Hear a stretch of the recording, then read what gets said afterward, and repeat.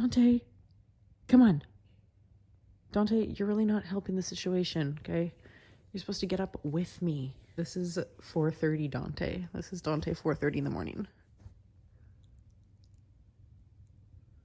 Not you too, Muffin. Muffin, you gotta get up. Muffin, you gotta get up. Dante, get up. Dante. Dante, get up. Are you throwing a tantrum? Dante, get up. Get up.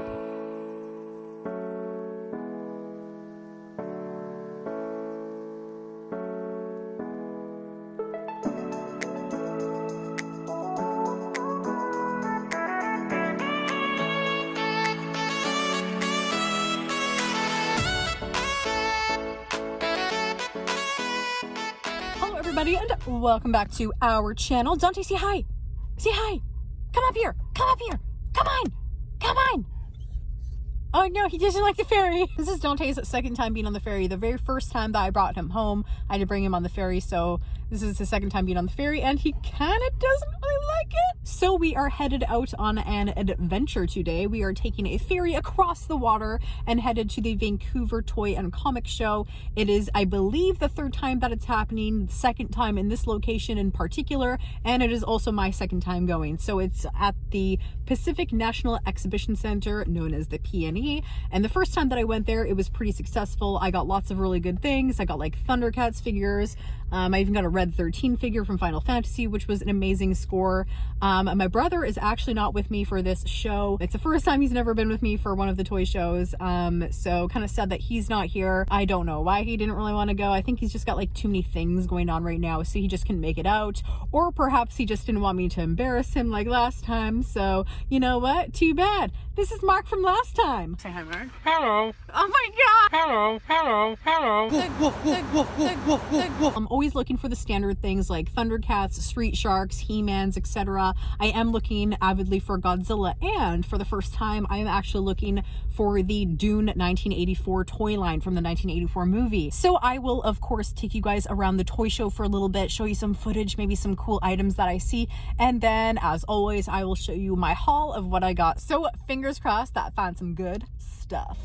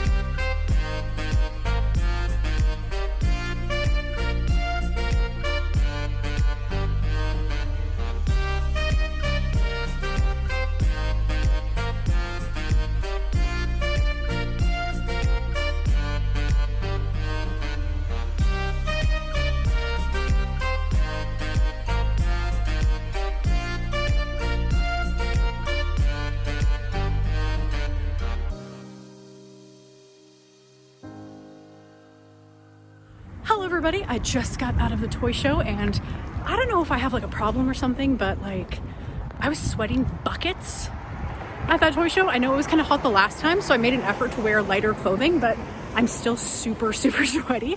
But it could be the fact that I have like giant bags with me. I have like 2 big bags.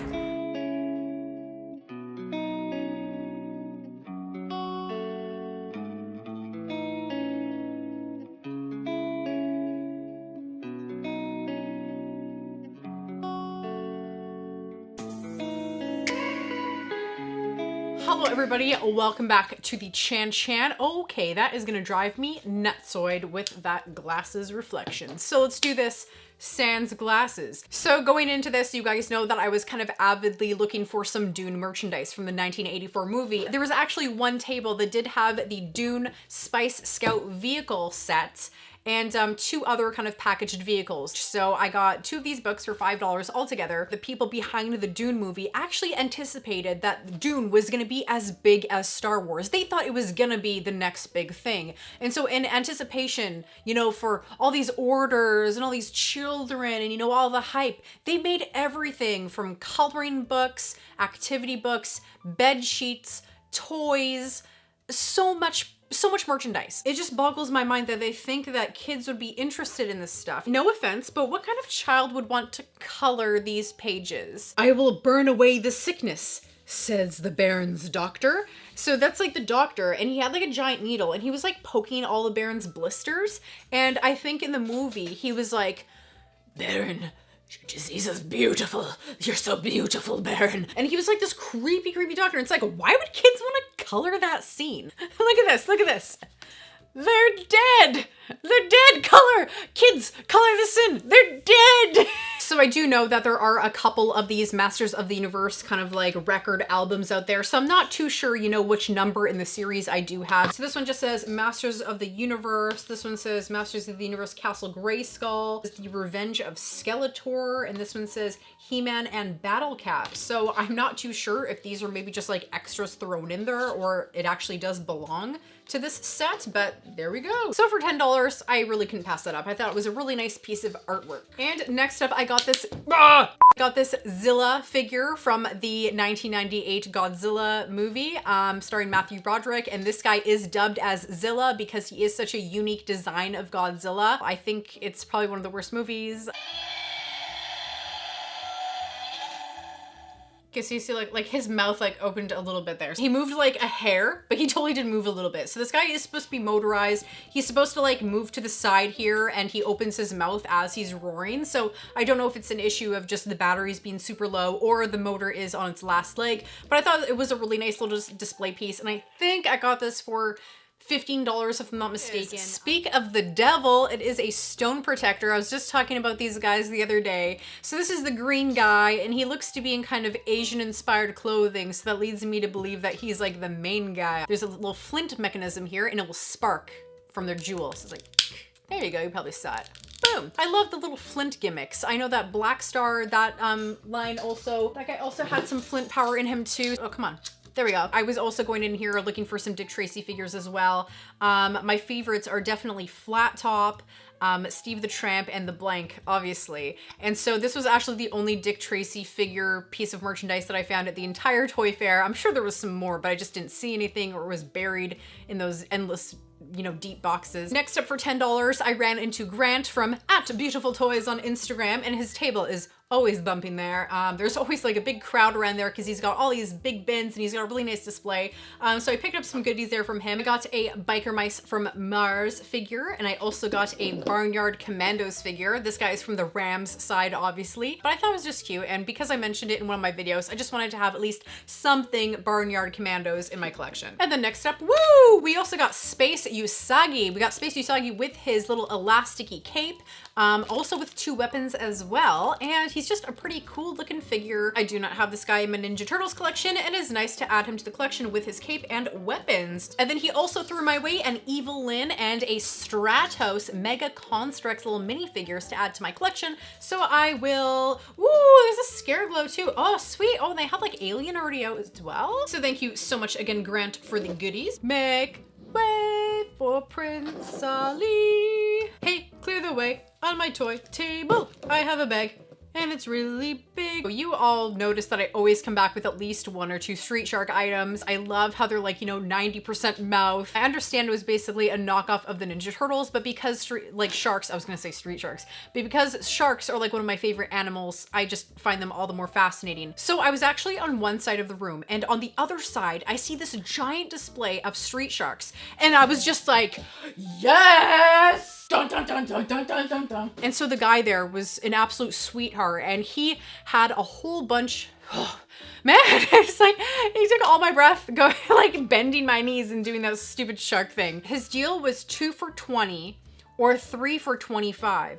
So I ended up getting, because I'm me and I have to barter all the time, so I ended up getting 9. But then I'm like, because I'm like a good customer, can we throw one in for free? So I got 10 for the price of 9. So first up, I got this jab figure, and he's like, whoa, woo, woo. And he also goes.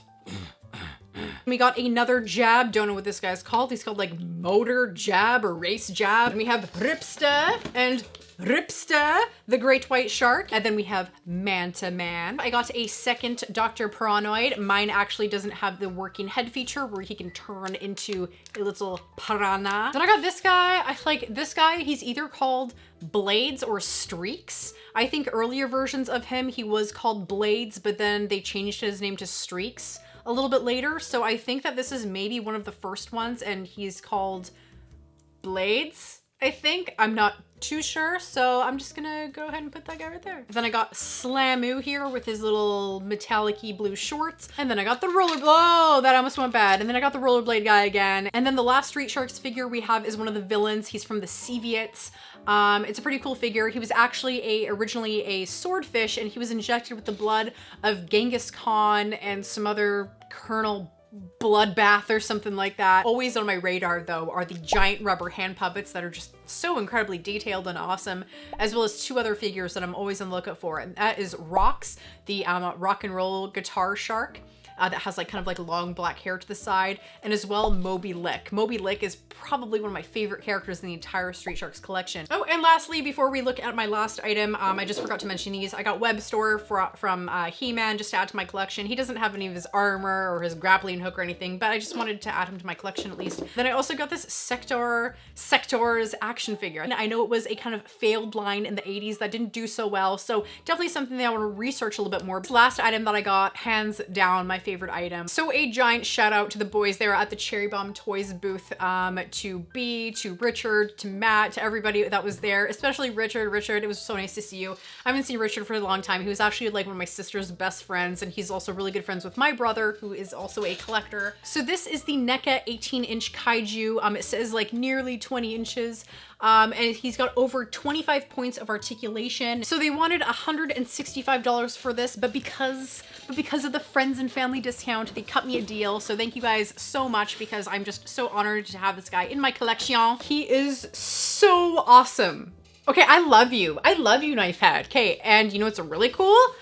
Let me turn off the lights. Look at that glow, Sonny. This is my new boyfriend, Knife Head. You know, even his fingers are articulated for hugging me. You know, it works out. And he's got this nice knife head here. His head can turn. He's got his jaw here that can like open and close a tiny bit. I know that they say size doesn't matter, but size really does matter, because this guy is super impressive at this size. If he was, you know, this big, it wouldn't be that impressive. I wouldn't be interested. Being this big, I'm interested. You got my attention.